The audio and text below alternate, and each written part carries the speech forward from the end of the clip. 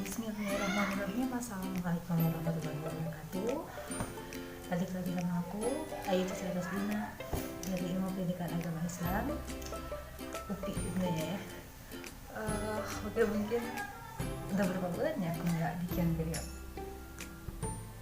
Udah lama banget nih, itu semester 2 terakhir. Sekarang udah semester 3, udah punya adik tingkat aku. Oke, untuk sekarang mungkin nggak beda jauh sih, pasti kalah tugas. Ya intinya seperti itu. Kali ini aku mau nge-review buku lagi setelah sebelumnya di video sebelumnya aku nge-review buku Complete Dreams. Sekarang aku mau nge-review buku, bukan buku sih sebenarnya, lebih ke e-book. E-book ini mengenai ilmu untuk memahami Al-Quran. E-booknya ini judulnya itu Ulumul Quran Praktis, yaitu sebuah pengantar untuk memahami Al-Quran karya Dr. Hafiz Abdul Rahman MHG. MA.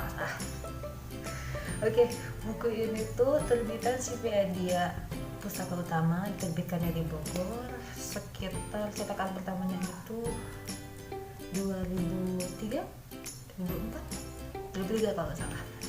Lalu sayangnya karena ini bentuknya e-book dan di e-booknya itu ternyata covernya nggak ada, langsung keterangan bukunya aja kayak gini. Ya seperti itulah bukunya, tapi ya kita bakal review lah, kita bongkar dulu isi bukunya seperti apa, recommendednya seperti apa, isi buku, kekurangan dan kelebihan. Dan sebenarnya aku punya buku lain sih, bukunya sama sih Ulumul Quran juga, tapi dengan pengarang yang berbeda. Pengarangnya kalau yang aku punya itu Syekh Mana Al-Qatan, dan itu memang banyak banget yang request. Tapi karena buku itu udah ada yang nge-review teman aku, jadi aku gak bisa nge-review gitu. Palingnya sebagai perbandingan mungkin bisa ya. Oke, kita langsung aja ke bab 1.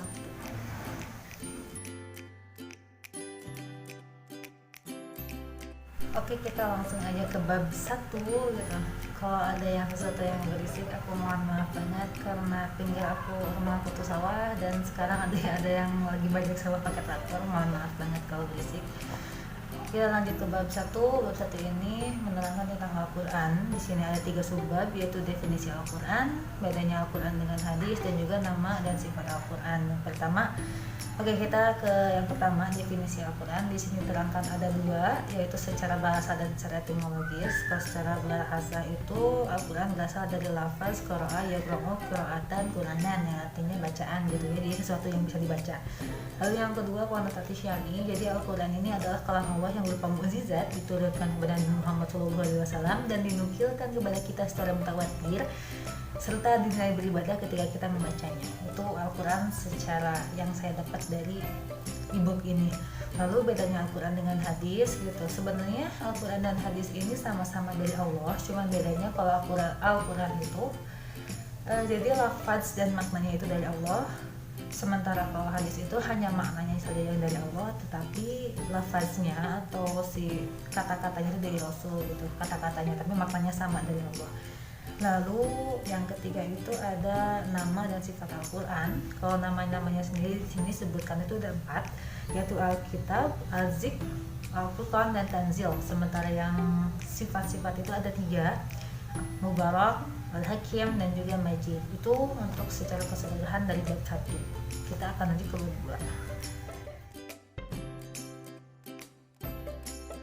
Baik, kita sekarang ada di bab 2. Bab 2 ini menerangkan tentang wahyu. Di sini juga sama, ada 3 subbab, yaitu definisi dari wahyu, realitasnya, dan juga proses pewahyuannya gitu ya.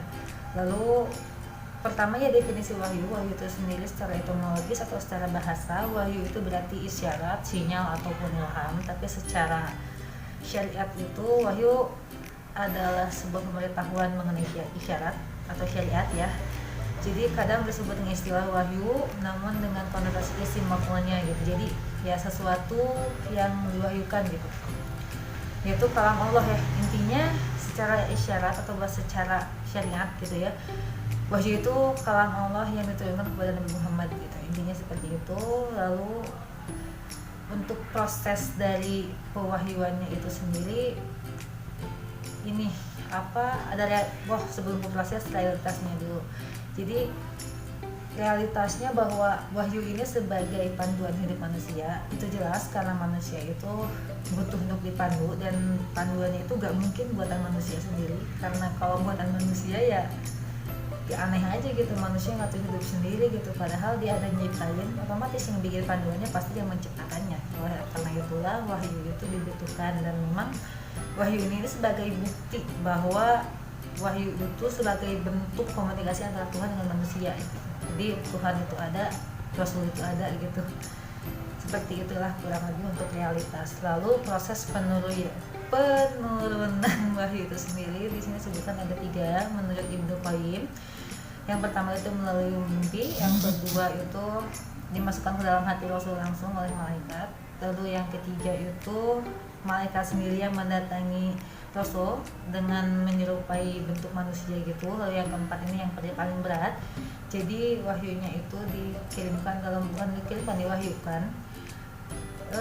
Jadi malaikat Jibril datang kepada Rasul itu dalam bentuk gemericik bel gitu.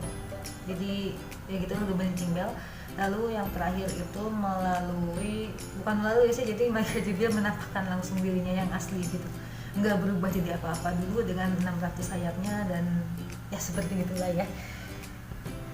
Bisa kebayang kagetnya gimana pertama kali lihat malaikat Jibril langsung yang aslinya gitu. Kagetnya Rasul kebayang ya mungkin. Nah mungkin untuk yang bab 2 seperti itu, kita lanjut bab 3. Oke, kita masuk ke bab 3. Bab 3 ini mengenai realitas turunnya Al-Quran. Aku insyaallah bakal bukan jelasin sih, ngelipis satu-satu.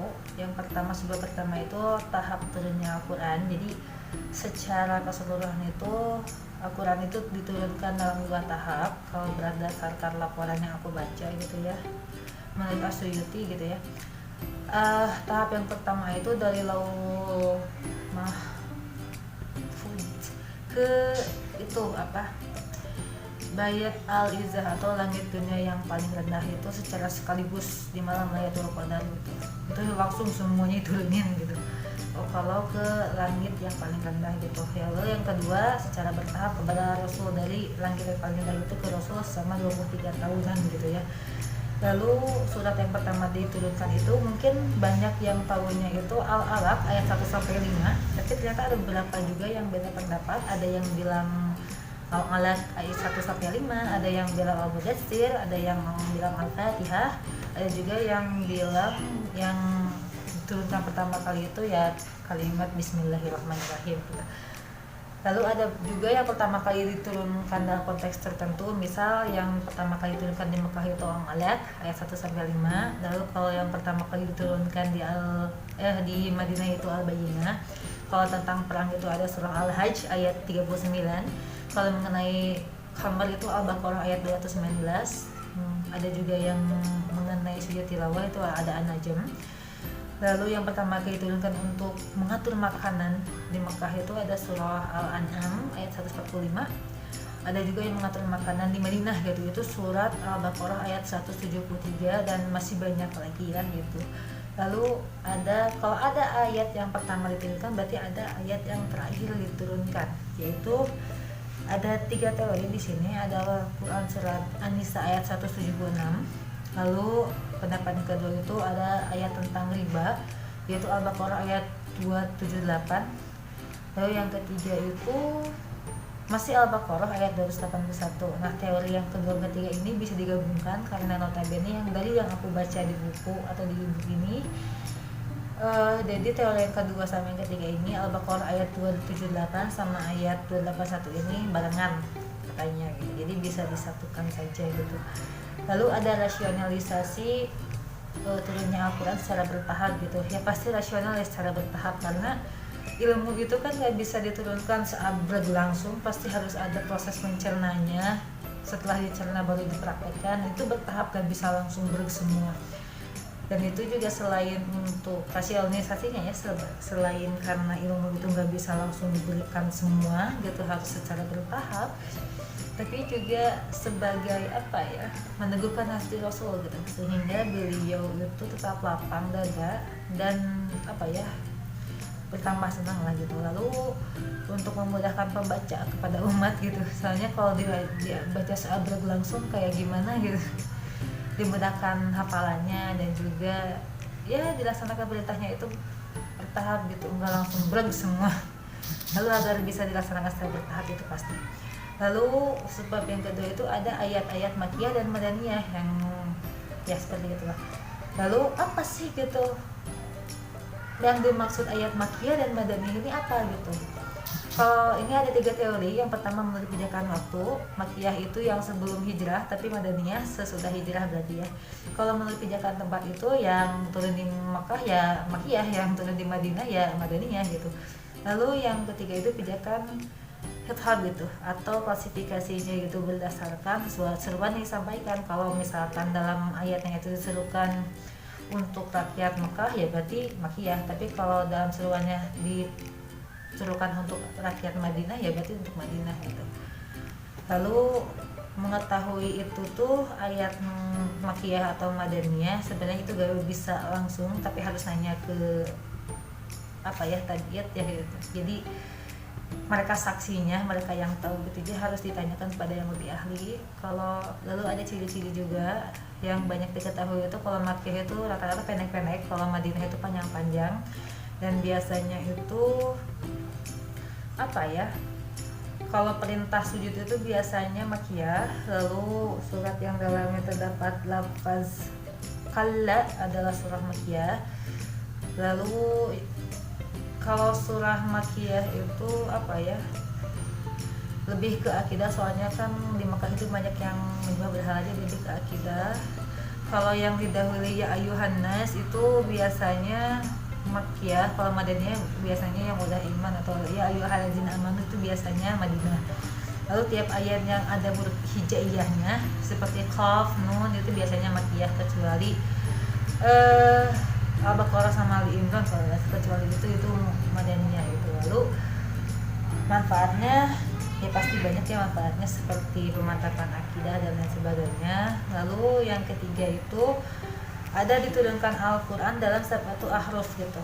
Sab'atu ahruf itu artinya 7 dialek kalau nggak salah yang dimaksud dengan sab'atu ahruf ini. Jadi bukan ini, jangan disamakan dengan qiraah sab'ah, itu beda. Kalau qiraah sab'ah mah lebih ke apa ya, bukan qiraah sab'ah gitu. Kalau qiraah sab'ah itu dikenal pada akhir abad ke-2 Hijriah, yaitu qiraah sab'ah itu 7 bacaan, beda sama 7 dialek gitu, jangan disamakan. Lalu ada sebab-sebab diturunkannya Al-Quran alias asbab nuzul gitu ya. Tahu sendiri asbab nuzul itu apa. Jadi asbab nuzul itu semacam peristiwa yang terjadi pada zaman Rasulullah yang menyebabkan Al-Quran itu turun. Dia peristiwa apa aja sehingga ayat ini turun gitu. Lalu cara mengetahui asbab nuzul itu kalau ada kata-kata dari sahabat gitu ya, dari hadis itu yang mengatakan kaza layati atau apa ya, jadi sebab ayat ini turun tuh begini gitu. Kalau itu ya pasti udah jelas. Lalu jika sahabat menceritakan peristiwa atau pernyataan tertentu, lalu jika memang di ayat itu disebutkan lafaz yang memang ayat ini tuh jadi sehingga turun ayat ini gitu misalkan itu. Lalu bedanya riwayat dengan turunnya ayat ada. Lalu manfaat sebab turunnya ayat juga disebutkan di sini, seperti mengkhususkan hukum. Jadi hukum yang dikhususkan itu menghilangkan kebunyian masyhur atau pembatasan atas apa yang zahirnya dilaksanakan oleh hasyar atau pembatasan. Mengetahui bentuk hikmah dan penyebab syariat ini dihukumkan, lalu mengetahui hukum ayat gitu. Itu untuk bab 3. Kita lanjut ke bab 4. Kalau bab 4 ini menerangkan tentang pembukuan Al-Quran, yaitu proses pembukuannya, proses pengumpulannya. Dia memang beda-beda. Kalau di zaman Rasul ini lebih ke ditulis ke pelepah kurma atau di apa gitu, dan juga ada di dalam hati orang-orang yang hafal ya gitu, penghafal.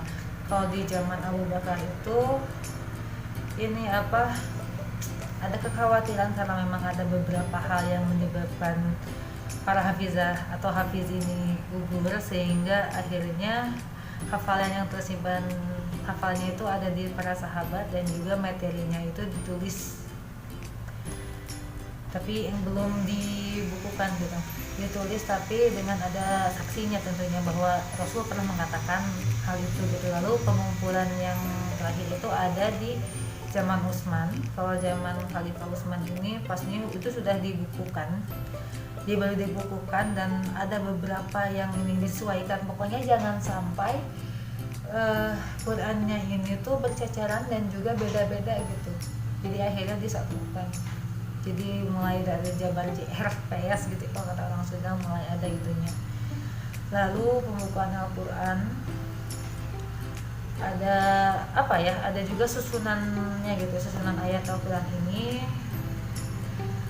ya, ada susunan ayat, ada susunan surat juga. Susunan suratnya ini berbeda di beberapa mushaf gitu ya. Di sini disebutkan ada sekitar 3 mushaf, 4 sama yang Utsmani. Utsmani ini yang kita baca sekarang gitu. Ada mushaf Ibnu Mas'ud, ada Ubay bin Ka'ab, dan juga mushaf dari Ibnu Abbas. Tapi yang terkenal sampai sekarang ya tetap mushaf Utsmani, dan itu udah disetujui di seluruh dunia, memang itu gitu mushaf Utsmani yang dipakai sampai sekarang. Mungkin yang sampai ke Indonesia juga Utsmani juga gitu. Mungkin itu untuk bab 4. Oke, kita lanjut ke bab 5. Bab 5 ini bab yang paling panjang, tapi aku cuma sebutin sebabnya aja kali ya, soalnya karena saking panjangnya takutnya video ini dimakin kepanjangan. Kalian bisa apa ya istilahnya cari ebook ini gitu, nanti aku mungkin bakal cantumin linknya di mana.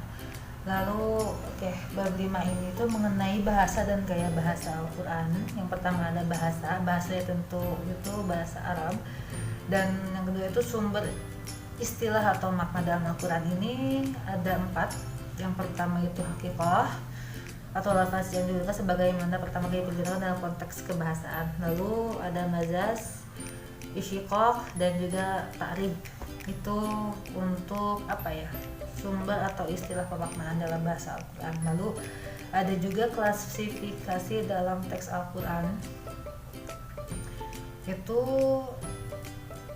yang ini inti dari ulumul Quran itu sendiri, yaitu ada al-amr wa an-nahy atau perintah dan larangan. Lalu ada umum dan khusus, atau mungkin banyak yang udah belajar di ulumul Quran mah lebih mengenal am dan khas.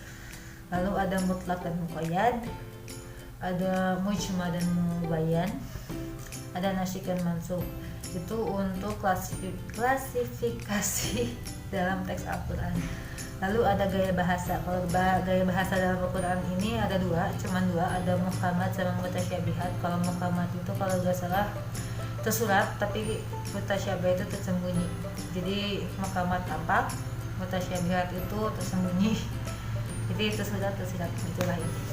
Itu untuk bab 5. Aku ringkas banget karena untuk kali ini harus dibaca, karena gak bisa diterangin gitu aja gitu, dibaca. Soalnya dia yang paling panjang banget, cuman aku nyebutin babnya aja gitu. Itu untuk bab 5. Lanjut ke bab 6.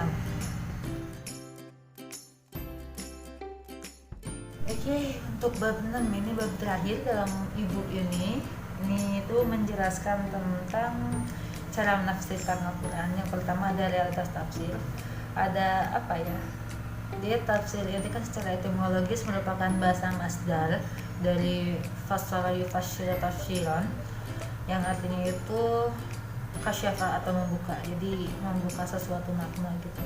Tapi secara etimologis menurut Ali Al-Hasan menjelaskan bahwa tafsir adalah ilmu yang membahas tentang Al-Quran dari aspek penunjukannya kepada maksud Allah berdasarkan kemampuan manusia. Jadi maksudnya Allah itu dalam Al-Quran itu apa, tapi mesti diitukan atau apa, diartikan dalam sesuai dengan kemampuan manusia gitu.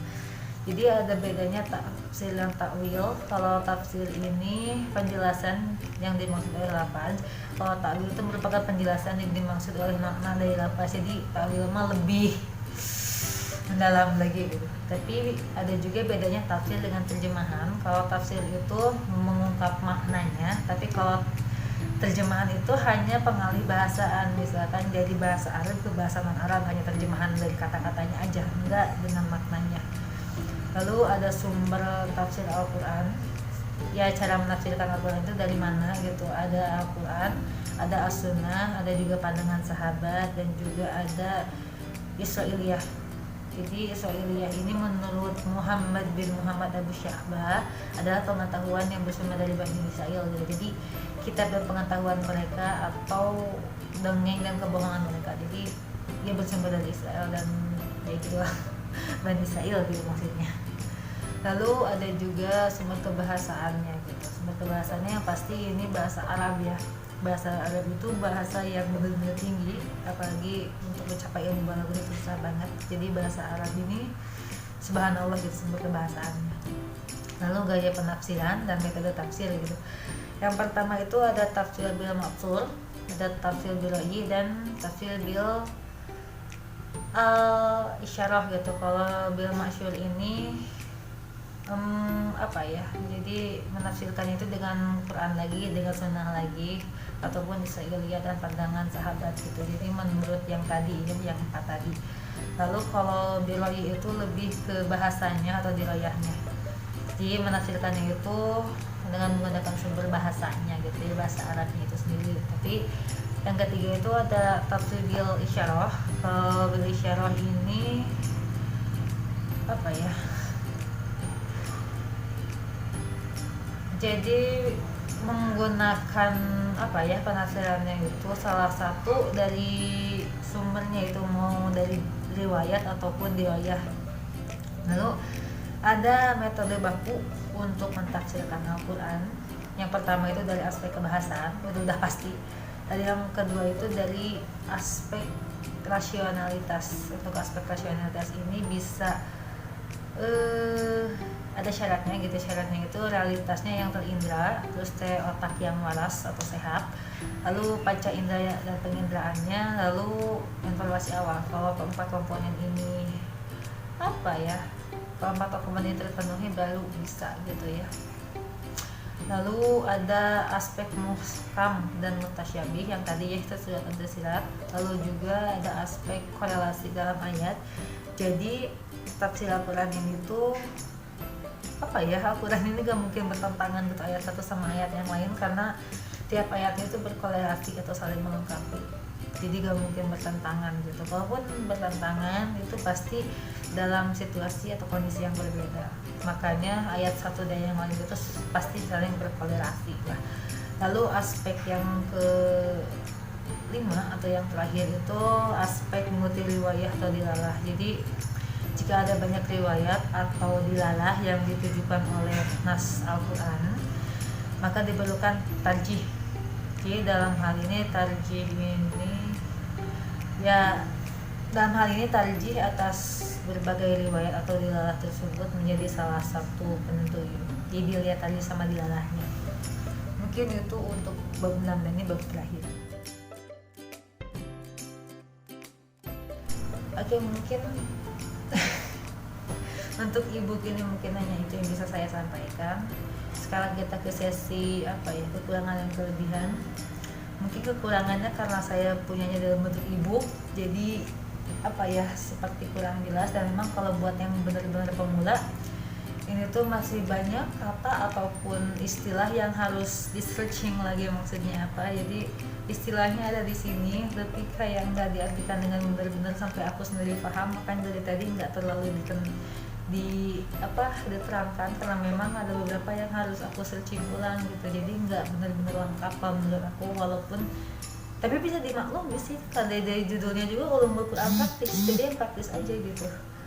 Tapi itu mungkinnya kekurangannya, ada beberapa istilah yang harus aku searching ulang. Tapi kalau secara kelebihannya buat orang yang memang udah agak paham atau hanya untuk mengingat-ingat mah ini cocok lah, praktis banget. Ebook lagi tinggal buka di HP langsung dilihat-lihat langsung gitu, bisa gitu. Memang beneran praktis. Kalau buat yang memang sebelumnya itu udah cukup memahami atau pernah belajar ilmu Quran.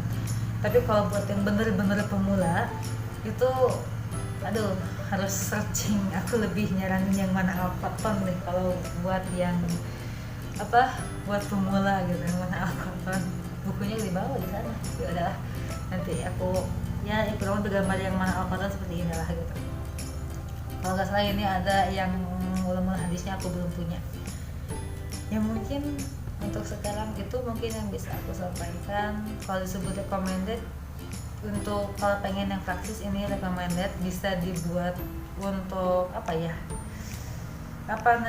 itu referensi. Kalau bikin makalah ini bisa dibuat buat referensi gitu ya. Kalau memang materinya ada di sini, ini bisa dibuat referensi, tapi referensinya benar-benar singkat karena nggak terlalu banyak juga materi yang ada di sini. Mungkin hanya itu saja yang bisa aku nantiin, semoga bermanfaat. Mohon maaf atas kekurangannya karena aku juga masih pakai ilmu, masih masih banyak belajar lah intinya, apalagi ulumul Quran yang notabene aku bukan bidangnya, aku cuman menyampaikan apa yang aku pahami aja.